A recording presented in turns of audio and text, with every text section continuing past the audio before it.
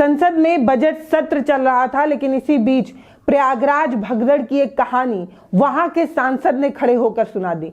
प्रयागराज भगदड़ में कितने लोग मारे गए, घटना कितने जगहों पर हुई, इस बात की बानगी, इस बात की तस्वीर वहां के सांसद ने खुद उठकर बैठा दी। यहाँ की इलाहाबाद प्रयागराज के जो सांसद हैं, उन्होंने सदन में खड़े होकर सरकार को घेरते हुए ये साफ कहा कि इससे पहले भी तो महाकुंभ मनाए जाते थे, इससे पहले भी तो कुंभ होते थे, लेकिन कोई न्योता नहीं भेजा जाता था। आपने न्योता भेजकर लोगों को बुलाया और उसके बाद लोगों की जान चली गई। उन्होंने आंकड़ों में यह बताया कि 3 जगहों पर भगदड़ हुई, लेकिन सरकार मानने को तैयार ही नहीं है। और शायराना अंदाज में सरकार को घेरते हुए सांसद महोदय सरकार से गंभीर सवाल पूछते हुए ये कहते हैं कि आंकड़े जारी करने में आखिर क्या आपत्ति है, आंकड़े जारी करने में आखिर आपको क्या दिक्कत हो रही है। इस तरीके के बड़े और गंभीर सवाल उन्होंने उठाए और कहा 30 प्लाटून पुल बना था। पूरे प्रयागराज में 30 पनडुब्बी पुल बनाए जाने के बाद भी आने और जाने का रास्ता सेम होने की वजह से भगदड़ हुई। यानी कि वीआईपी कल्चर पर सवाल खड़ा करते हुए कहा कि सरकार पूरा इवेंट मैनेज करने में लगी रही, वीआईपीओ के चरण वंदना में लगी रही, उनके स्वागत में लगी रही, इस वजह से आम लोगों की जानें जो है वो चली गई। प्रयागराज के सांसद ने सरकार को सवालों के कटघरे में खड़ा करते हुए सिर्फ ये नहीं बताया कि 3 जगहों पर भगदड़ हुई, ये भी बताया कि व्यवस्था कैसे चरमराई हुई थी और किन किन वजहों से लोगों की जान चली गई। इतना ही नहीं, सरकार से मौत के आंकड़े पूछते पूछते वो ये भी कहते हैं कि इसमें सिर्फ गरीब लोग ही क्यों मरे, बताइए, कोई अमीर क्यों नहीं मरा, कोई अधिकारी, कोई अफसर, कोई प्रशासनिक अधिकारी क्यों नहीं मरा, सिर्फ गरीब ही क्यों मारे गए। इस तरीके के सवाल उठाते हुए सांसद महोदय ये भी कहते हैं कि अब गरीब मर गया है तो उसका मजाक बनाया जा रहा है। और एक महोदय ये कहते हैं कि जो वहां मरा है उससे मोक्ष मिला है। इससे गरीबों को कितना अपमानित महसूस हो रहा होगा, कितना उसका मजाक बनाया जा रहा होगा। इस तरीके के शायराना अंदाज में सांसद महोदय ने सरकार से जो सवाल किया है उस पर आपकी अपनी क्या राय है वो हमें कमेंट सेक्शन में लिखकर जरूर बताइए। और ये भी बताइए कि प्रयागराज भगदड़ में सरकार जो लीपापोती का रवैया अपना रही है, सरकार ने एक गहरी चुप्पी जो साध रखी है, उसमें आम जनमानस के मुद्दे, उनके हक की आवाज उठाने वाले सांसद ने अपनी आवाज कितनी मजबूती से उठाई है। और अगर आपका कोई परिजन खोया हुआ है या आप ढूंढ रहे हैं तो आपको क्या लगता है कि सरकार ने जो भी व्यवस्थाएं कराई थी, जो भी बंदोबस्त सरकार की तरफ से किए गए थे और सरकार जो कुछ भी कह रही है, सब सही है या विपक्ष इसको लेकर ज्यादा ही हंगामा जो है वो खड़ा कर रहा है, जबकि जमीन पर ऐसी कोई तस्वीर है नहीं।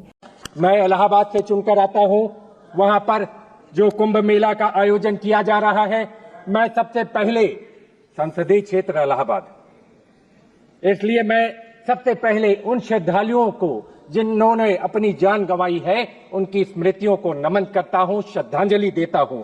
और मैं एक चीज कहना चाहता हूं, जो लोग कुंभ मेला, अर्ध कुंभ और कुंभ को नहीं जानते, कि कुंभ की असली आस्था जो गांव में है, भक्ति के रंग में रंगल गांव देखा, धर्म में कर्म में सनल गांव देखा, अगल में बगल में सगल गांव देखा, अमावस्या नहाए चलल गांव देखा। मौनी अमावस्या का नहान कैलाश गौतम जी ने अपनी कविता के माध्यम से चरितार्थ किया है।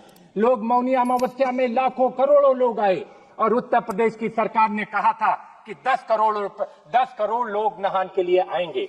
अगर कोई सामान्य आदमी भी अपने घर में व्यवस्था करता है, किसी को न्योता देता है, बुलाता है, तो उसके खाने पीने, रहने खाने की व्यवस्था करता है। लेकिन उत्तर प्रदेश की सरकार ने उन श्रद्धालुओं को, जो आम श्रद्धालु आए थे, उनकी व्यवस्था नहीं की। उनके साथ कहीं न कहीं वो 30-30 किलोमीटर पैदल चलकर गए गंगा के स्नान के लिए। जिस आस्था के साथ गए, मैं कहना चाहता हूं, उनके न शौचालय की व्यवस्था थी, न पानी पीने की व्यवस्था थी, न उनके रहने की व्यवस्था थी और न खाने पीने की व्यवस्था थी। इसलिए मैं कहना चाहता हूं कि आप कभी जाकर देखें। मैं सभी लोगों से कहना चाहूंगा कि कभी कुंभ मेले में जाकर देखिए तो वहां का माहौल कैसा है। उल्लास का, उमंग का माहौल था जब 29 तारीख को लोग, 28 तारीख को लोग, 27 तारीख को लोग पैदल चलते हुए जा रहे थे। उल्लास उमंग का माहौल था।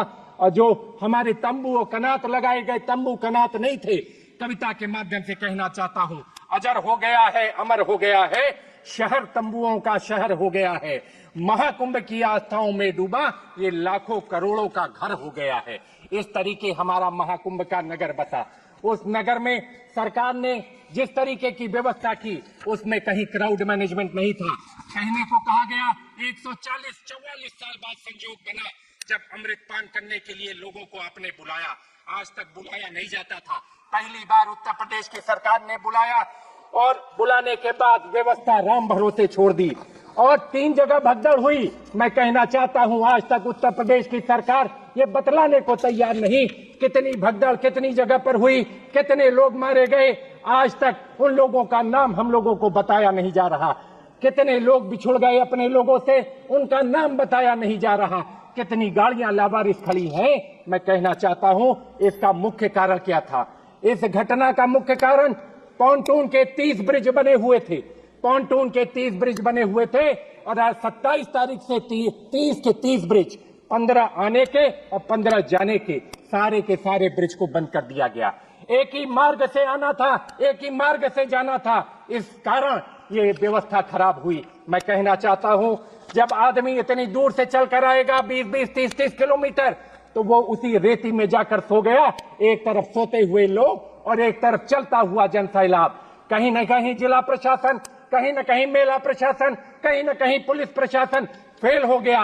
उत्तर प्रदेश की सरकार के दावे खोखले साबित हुए और आदमी इतनी बड़ी दुर्घटना घटित हो गई। मैं कहना चाहता हूं ये वीआईपी मेला नहीं था, ये आम श्रद्धालुओं का मेला है, ये आम श्रद्धालुओं का महाकुंभ है। लेकिन जिस तरह वीआईपी गाड़ियों की हूटन लगी गाड़ियां, सायरन बजाती हुई गाड़ियां, संतों की वाणी उसमें खो गई।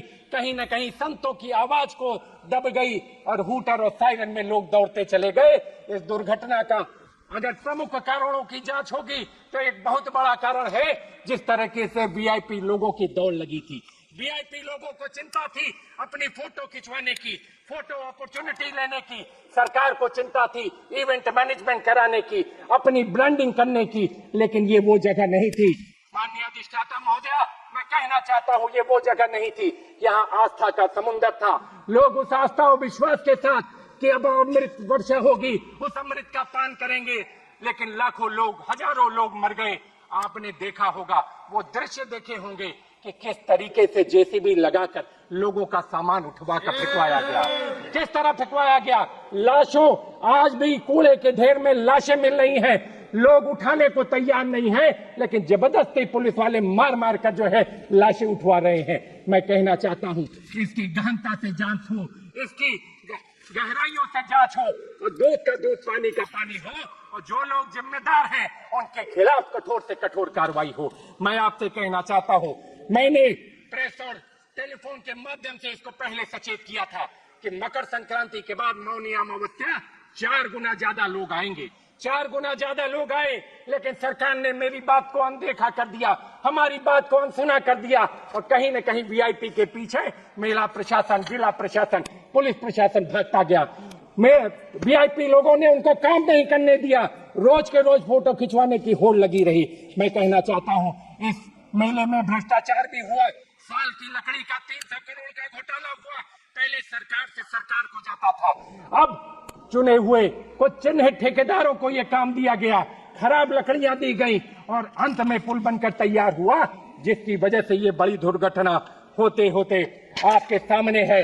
आज भी आंकड़े छुपाए जा रहे हैं, जो लोग मरे हैं उनके नाम नहीं बताए जा रहे हैं। इसलिए मैं आप लोगों से कहना चाहता हूं, इसलिए मैं आपसे कहना चाहता हूं, जेपीसी की मांग करता हूं कि संसदीय समिति के सभी सांसद जाएं और जाकर देखें कि ये दुर्व्यवस्था क्या है, अव्यवस्था क्या है। एक कविता के माध्यम से कहना चाहता हूं, झूठ के सैलाब में सच के किनारे बह गए, चांद की झूठी तरफदारी में तारे रह गए, पूछिए मत कौन दोषी है गिरावट का, यहाँ मुल्क के मजबूत पाए सबसे पहले ढह गए।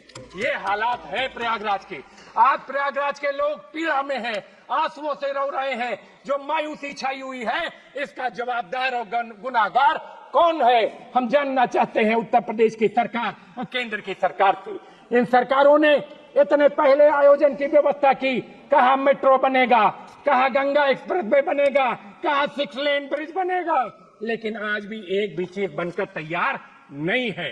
ये है केंद्र सरकार की, उत्तर प्रदेश सरकार की विफलता।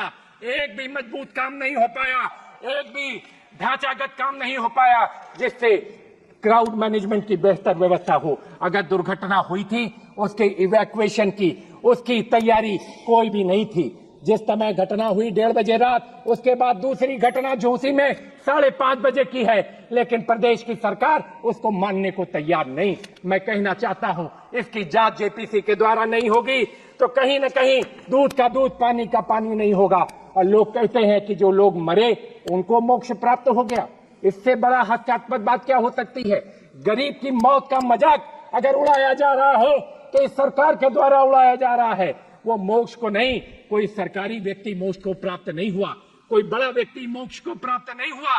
गरीब किसान मरा, वहां पर गरीब किसान ने अपना दम तोड़ा, जिसकी लाशों की गिनती, उनकी लाशों की गिनती आप करने को तैयार नहीं। क्या था बताओ उनका पाप? मैं तो पूछना चाहता हूं, क्या था बताओ उनका पाप?